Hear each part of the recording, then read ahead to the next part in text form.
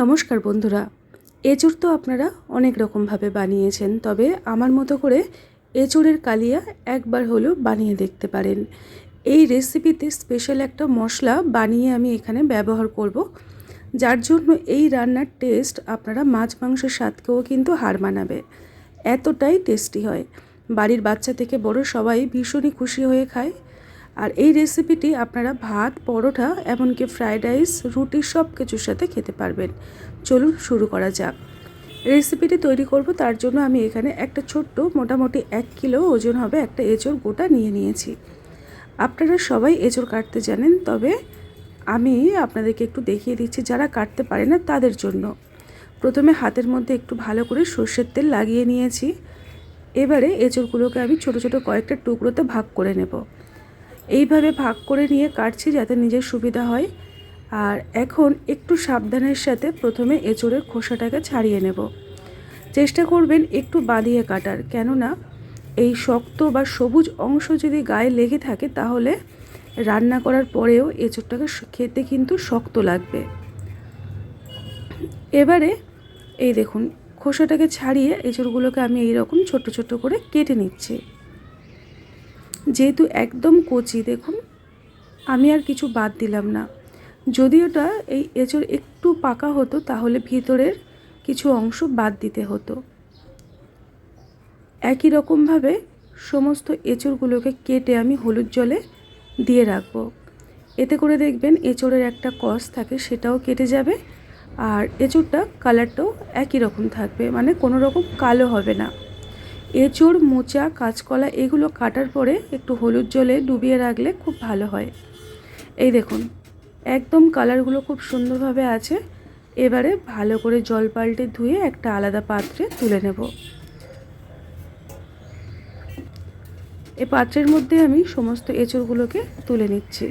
দেখুন এঁচোড়টাকে আমি কেটে রেডি করে নিলাম। এবারে যে কাজটা আমাদেরকে করতে হবে, এঁচোড়গুলোকে একটা বড় পাত্রের মধ্যে আমি ঢেলে নিচ্ছি। এখন আমি এর মধ্যে কিছু উপকরণ অ্যাড করব। সবার প্রথমে আমি দিয়ে দেবো অল্প একটু হলুদের গুঁড়ো, আর দিয়ে দেবো লাল লঙ্কার গুঁড়ো, আর দিয়ে দেবো স্বাদ মতো লবণ।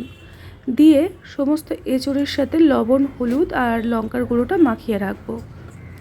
এতে করে এঁচোড়ের মধ্যে খুব সুন্দরভাবে সমস্ত মশলার স্বাদটা ঢুকে যাবে, আর এটা খেতে খুব ভালো হবে। দেখবেন এই রকমভাবে লবণ হলুদ মাখিয়ে রেখে দিলে কিছুটা জলও এঁচোড়ের থেকে বেরিয়ে যায়। এবারে আমি এটাকে ঢাকনা দিয়ে রেখে দেবো। এবারে চলুন রেসিপিটি তৈরি করি। কড়াই আমি গ্যাসের উনানে বসিয়ে দিয়েছি। তেল পর্যাপ্ত পরিমাণে সর্ষের তেল গরম করে প্রথমে এঁচোড়ের আকারে বড় বড় ডুমো করে কেটে নেওয়া আলু একটু লবণ দিয়ে ভেজে নেব। লবণটা দিয়ে ভেজে নেব যাতে করে আলুগুলো তাড়াতাড়ি নরম হয়ে যায়। মিডিয়াম ফ্লেমে রেখে ঢাকনা দিয়ে ঢাকনা ছাড়া আলুগুলোকে খুব ভালোভাবে ভেজে রেডি করে নেব। এবারে কিছুক্ষণ ঢাকনা দিয়ে রেখে দেব। তারপরে ঢাকনাটাকে মোটামুটি 2 থেকে 3 মিনিট পরে আমি ঢাকনাটা খুলে দেখাচ্ছি। দেখুন আলুগুলো খুব ভালোভাবে ভাজা হয়েছে, বেশ গায়ে একটু রং ধরে যাবে, এই রকম করে ভেজে নিতে হবে। খাই খাই অনুর রান্নাঘরের প্রত্যেকটি রেসিপি হয় সহজ, সরল আর সাধারণ। আপনারা এঁচোড় অনেক রকমভাবে বানিয়েছেন, তবে এই পদ্ধতিতে একবার হলেও ট্রাই করে দেখবেন। এতটা স্বাদে গন্ধে অন্যরকম হবে অন্যান্য রেসিপির থেকে। আপনারা এই দিয়েই আপনাদের এক থালা ভাত নিমেষেই খাওয়া হয়ে যাবে। আলুগুলো দেখুন ভেজে রেডি করে নিলাম। এবারে ওই তেলের মধ্যে আমি দিয়ে দেব আগের থেকে ম্যারিনেট করে রাখা এঁচোড়।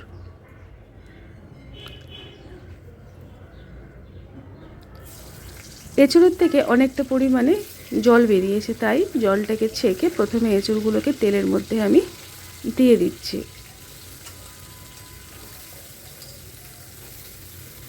মিডিয়াম ফ্লেমে রেখে ঢাকনা দিয়ে ঢাকনা ছাড়া এঁচোড়টাকে ভেজেও নেব, তার সঙ্গে একটু নরম করে সিদ্ধ করে নেব। এর আগের রেসিপিতে আমি এঁচোড়টা একটু ভাপিয়ে নিয়ে রান্না করেছিলাম, আর এবারে আমি এটাকে আর ভাপাবো না, ভেজে রান্না করব। খাই খাই অনুর রান্নাঘরে নানা রকম রেসিপি আপনারা পেয়ে যাবেন, একবার হলেও ভিজিট করে নিতে পারেন। এবারে ঢাকনা দিয়ে কিছুক্ষণ রেখে দিলাম। তারপরে মোটামুটি 3 থেকে 4 মিনিট ঢাকনাটা দিয়ে রেখেছিলাম। এবারে ভালো করে ঢাকনাটাকে খুলে তলার থেকে এঁচড়গুলোকে নাড়িয়ে চাড়িয়ে ভেজে একটু গায়ে রং ধরিয়ে নেব।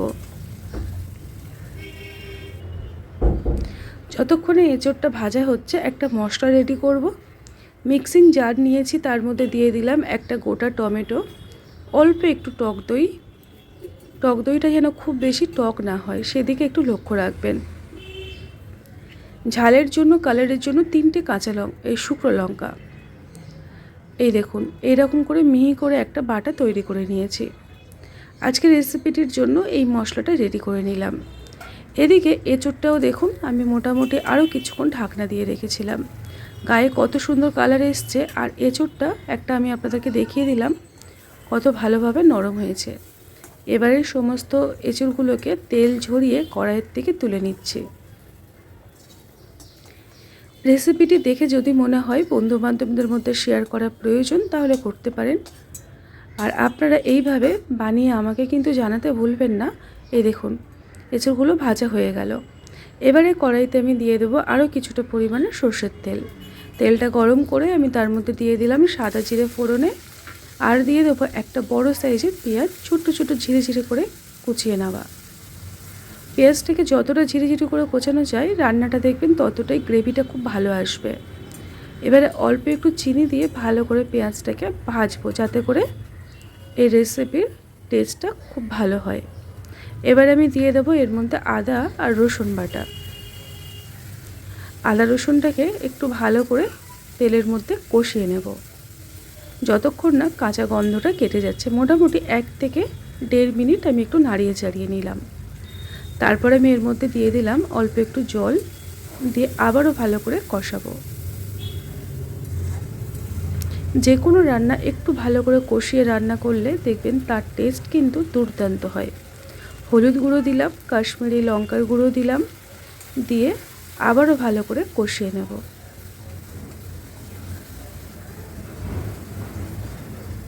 এবারে আগের থেকে যে টমেটো, টক দই আর শুকনো লঙ্কা বেটে রেখেছিলাম ওই পেস্টটাকে দিয়ে ভালো করে কষিয়ে নিচ্ছি। এঁচড় থাকতে থাকতে এইভাবে একবার হলেও রান্না করে দেখতে পারেন। এবারে ঢাকনা দিয়ে মোটামুটি 2 থেকে 3 মিনিট মিডিয়াম আঁচে রেখে দিয়েছিলাম। এতে করে দেখুন তলার থেকে কত সুন্দরভাবে গাঢ় হয়ে গেছে আর ওপরে তেলটা উঠে এসেছে। ভালো করে নাড়িয়ে চাড়িয়ে আরেকটু গ্রেভিটাকে গাঢ় করে নেব। তারপরে আমি এখানে দিয়ে দিলাম এঁচড় আর আলু, একই সঙ্গে দিয়ে দিতে হবে। এখন একটু সময় নিয়ে মোটামুটি 2 থেকে 3 মিনিট সময় নিয়ে সমস্ত কিছুর সাথে এঁচড় আলু ভালো করে কষাতে থাকবো। যতটা নরম করে কষানো হবে, ভালোভাবে কষানো হবে, ততটাই টেস্টি হবে।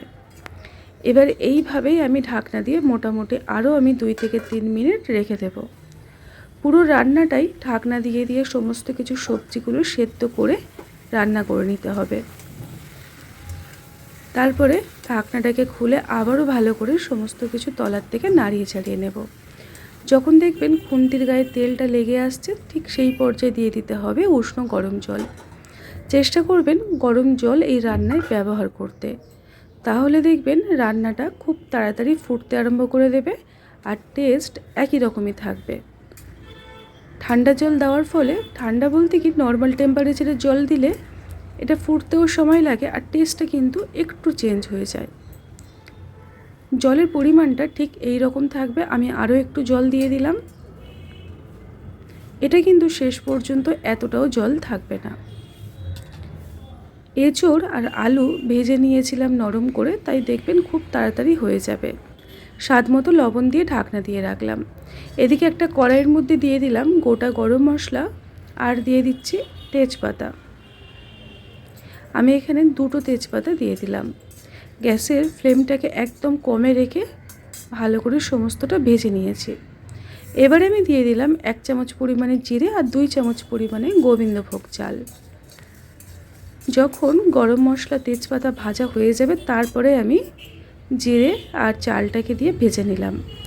এই স্পেশাল মশলাটা আজকের আমি রান্নায় ব্যবহার করব, যার জন্য এই রান্নার টেস্ট কিন্তু দুর্দান্ত হবে।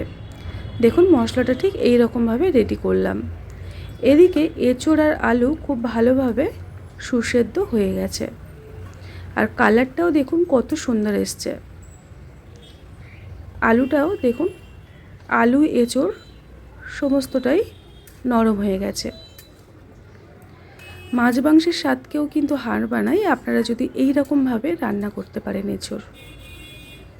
এবারে এই পর্যায়ে গ্যাসের ফ্লেমটাকে জোরে করে দেব, দিয়ে আগের থেকে ভেজে রাখা সমস্ত মশলাগুলো আমি এখানে দিয়ে দিলাম। এঁচোড় আপনারা অনেক রকমভাবে বানিয়েছেন, তবে এই রকমভাবে একবার হলেও বানিয়ে দেখবেন। নিত্য ঘরোয়া মশলা দিয়ে যদি একটু অন্যরকমভাবে রান্না করা যায়, দেখবেন যে কোনো রান্নার স্বাদ বদল হয়। এখন আমি এটাকে ভালো করে নাড়িয়ে চাড়িয়ে দিলাম। এটাকে কিছুক্ষণ ফুটিয়ে নিতে হবে, তাহলে দেখবেন খুব সুন্দর গাঢ় গাঢ় ভাব চলে আসবে, আর মশলার যে ফ্লেভার সেটাও রান্নার মধ্যে খুব ভালোভাবে টেনে নেবে।